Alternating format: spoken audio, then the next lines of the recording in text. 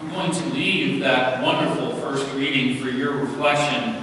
It's one of the great stories in the Jewish history about how they were almost exterminated by genocide by the Persian king. And it is Esther, the wife of the king, who is herself Jewish, and Mordecai, who's about to be hung on those gallows, that actually in this critical moment saved the entire Jewish population of the Persian Empire from being executed. And it's quite a dramatic moment. And old Haman, who was planning on killing all the Jewish people, himself is then hung on those same gallows. And this is the origin of the Jewish holiday Purim. If you know, it's an important feast day of the Jewish year. I'm also going to leave for your reflection Jesus' very strong comments about if an eye offends you, pluck it out. You can tell that he's coming after the people that are practicing their rituals in public, but they're not living those same values in private. I'd like to leave those aside because I was drawn so powerfully to the reading from James this morning. We've been reading through the book of James. It's not a New Testament letter that everyone's so familiar with. James is the brother of Jesus. It's not the apostle, the disciple James. It is the actual blood brother of Jesus and the head of the church in Jerusalem. So he writes this letter to the church in Jerusalem, from which every other church is derived.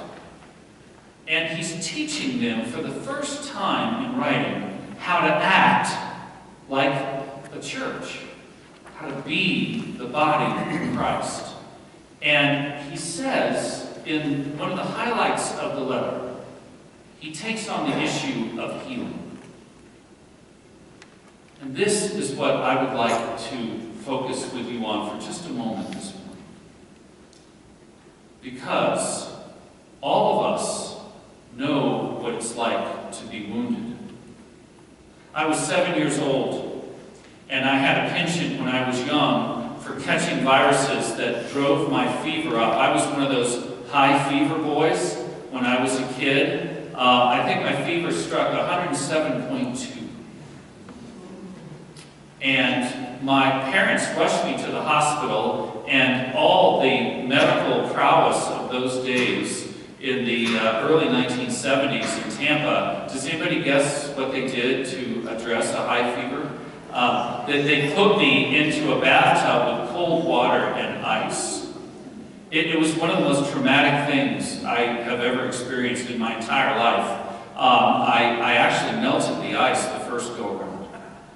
I came back home and my fever kept going up and down for several days. I remember laying on the living room couch, and I was 7 years old. I wasn't very big as a kid, and I was shivering so bad that my bones, I could hear my elbows and my knees, and I'd never been able to not control my body. You know, it's an odd feeling when your body doesn't do what you tell it to, and I was just utterly terrified.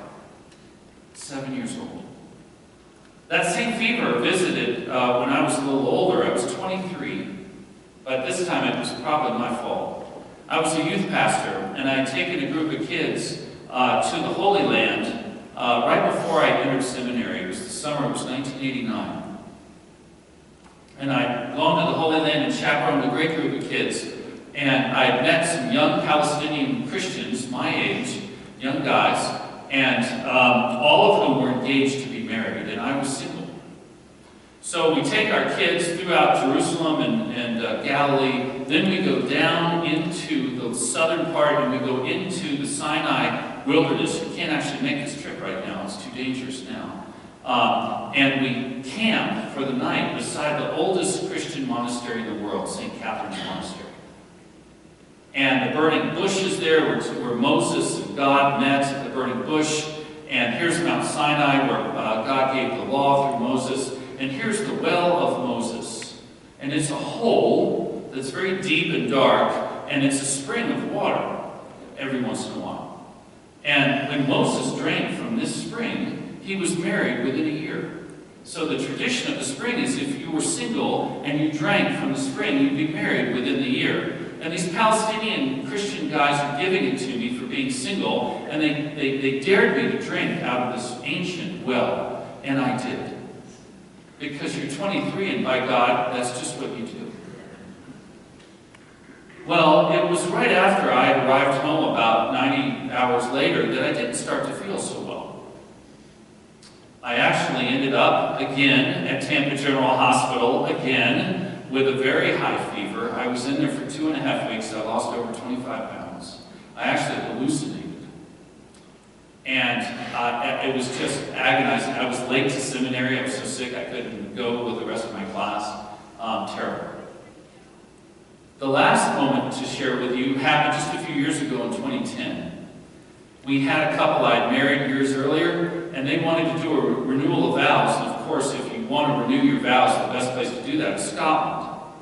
So they went to Scotland and took a group of their friends and took my wife Julie and I to do this renewal of vows. So they make all these arrangements. We're on this beautiful Scottish estate house, and the morning before the renewal service that I'm leading, they offered a horseback walk through the estate. And so my wife Julie and I selected to do the horseback walk, and I got a big English draft horse named Beastie. And we had a perfectly decent plodding walk through the estate grounds. We got near the end, and my wife wondered if she could actually canter the horse. And I said, well, my God, if she can do it, I can do it. English saddle, what's that? I mean, fine, you know, can't be that different, right? And so no one told me that these horses, when they get done, they're really finished. They don't like going on past where they're supposed to.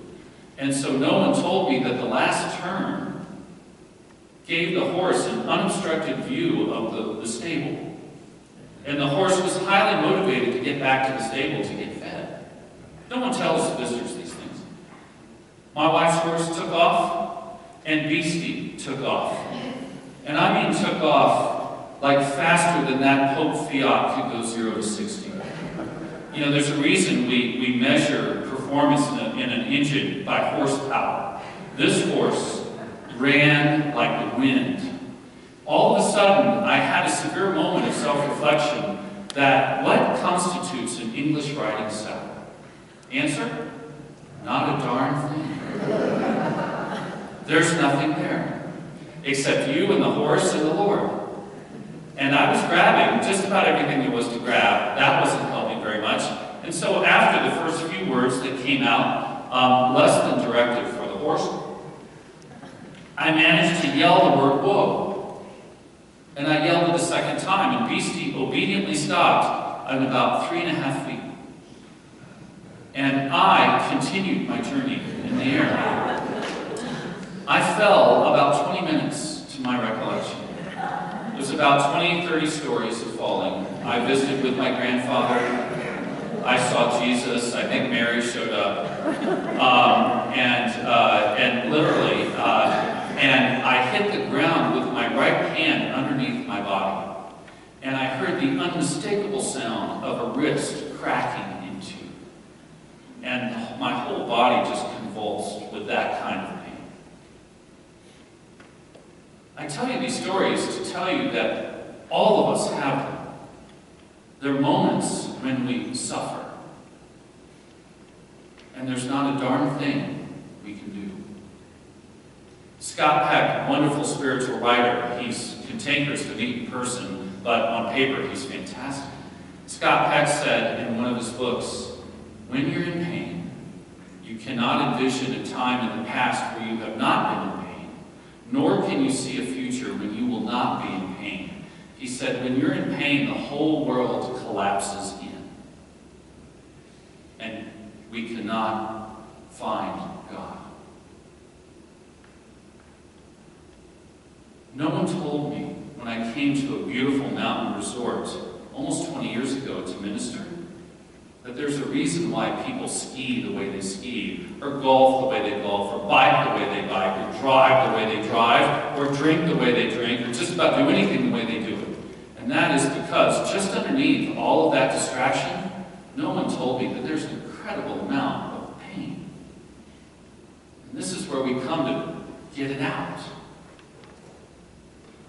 And so I was hit by a wall of pain, suffering, hurt, wound when I arrived, and it's been there ever since. And so I turned to James when I read this passage, and I said, James is speaking to us personally. And he speaks about healing. You can read the words on the page. But what I'd like to do is highlight just a few points in between the lines. The first point is, you can't understand somebody else's pain unless we are familiar with pain ourselves. Henry Nouwen, a wonderful Catholic spiritual writer, wrote a book called The Wounded Healer. And Henry Nouwen says in this book that it is out of our weakest, most broken place that we can reach out in love and concern for other people. Henry Nouwen was a renowned Dutch psychiatrist. He was at the head of his profession in Europe. He moves to America. He sat on the faculties of Yale and Harvard Divinity School. He was a tenured professor. He was one of the smartest men in the world. And at the height of his career, does anybody know what Henry Nouwen did? He left. He's one of the few tenured professors in Harvard's Divinity School. He vacated his professorship. And he moved to L'Arche. It's a home in Toronto, Canada, for mentally disabled adults. He vacated his entire distinguished academic career way before retirement, and he served on the staff of this home for adult men and women who could not go to the bathroom by themselves. He cleaned toilets. He cleaned beds and changed sheets and bedpans. He pushed the adults on the swing in the playground, and he washed dishes in the kitchen. No one understood why he did this. And he writes this book that says, it is out of our weakness that God can work most powerfully. Paul wrote 2,000 years ago, the Apostle Paul hears God say, my strength is perfected through your weakness. It's where we are broken that God can do the most amazing things. If you were looking for an ivory tower church, you're in the wrong church. Because we are a spiritual machine. We're on the front lines all the time. Last night, I conducted a beautiful wedding with a beautiful bride, beautiful groom, beautiful groomsmen, beautiful bridesmaids. The cake was beautiful. The children were great. It was just a perfect moment. And I walked out at 10 o'clock feeling so good. And my phone rang. And on the way home, I dealt with a terrible family moment of crushing pain. And I realized that these two things go together side by side. It is out of our weakness that we can reach out. If we don't understand where we're hurting, we're never going to be able to empathize with someone else. And God can work in that place so powerfully. I said as a joke last night to someone, they thought I'm joking. You think I'm joking, I'm not. They only ordain the people that need the most help. That's why you get the rope. This is the first understanding of healing and pain. The second one is what I was teaching the children. James says, when you're suffering, pray. When you're joyful, let me just quiz you. You heard it like 7 minutes ago. What does James say? When you're joyful, what do? You pray. And you sing some praise songs, and you pray. When you're sick, what do? You pray. Is it only the children that need to hear that God teaches us to pray for the desires of our hearts? That we can be honest. I was asked less than 24 hours ago if someone could get angry with God and have a yard sale and let it all out with God. And I said, let me tell you something. The Lord is big enough to take anything you got. Prayer is not stained glass with organ music. Prayer can be raw and visceral and edgy because it's honest. I was speaking to somebody this week, being a great priest, and they looked at me and said, "Stop being a priest and just talk to me." I said, "I wasn't doing well enough?" They said, "No, you just weren't being you." God wants us to be us. That's what prayer really is. To pray for the desires of our hearts. Do you know in our church we have a prayer chain? We have people that are dedicated to pray for you or anything that you and I need. They get multiple requests every week, and these requests are dramatic. Do you know that I have been called around the world from people that thanked me? It happened 6 days ago. The prayers of this church changed the life of someone in a medical crisis. Do you know that? James says the prayer of a righteous person is powerful. Friends, the prayer of a church is life-changing. We have a prayer chain. And that prayer chain works in prayer on our behalf. Do you notice that after the service, Pastor Mark will stand behind the altar? We used to do it during communion, and we now do it after church. And he's open season. We have people that come and ask the most amazing prayers. We were told no one's going to do that because they do it in public and everyone's going to see you come up and everyone's going to know that you're not right. You know what? We have so many prayers we can hardly finish some Sundays. This is a great place to pray. It's so sanctified and holy with the table of the Lord right here. And that's why we do it Sunday after Sunday. We have a prayer shawl ministry. Has anybody ever gotten a prayer shawl in our church? Do you know we have a major problem with the prayer shawl ministry? There's a major issue. I confronted them this morning with this sermon. Does everybody know what the major problem is? That they can't make them fast enough. We don't have a prayer shawl staff. They're all gone. They've gone all around the world. I had a woman say, "You know, my husband was in the lobby of the hospital, but I took the prayer shawl into the appointment." So, okay, great for the prayer shawl. Maybe we can talk about your marriage later, you know. Those prayer shawls are reminders of God's healing power. We send flowers to people. We got flowers from our church. You know, it's funny. More often, 20 years after a major event, I've preached an awesome message. I've gone to the hospital. I've been tremendous. No one remembers that. Who cares? What do they remember? Flowers showed up. And what do we say on the note? We are praying for you. James says, please be a church that prays. All of us. Finally, the final reflection that I have is we all get healed. Has anybody ever told you that? We all receive healing. The question is where? On this side or on the next side? When I was praying for my mother, she was dying from a vicious cancer. I prayed this prayer of healing at MD Anderson Hospital. A horrible place. I hope no one's ever been. I prayed for my mom in the hospital, and I said, Lord, please heal her.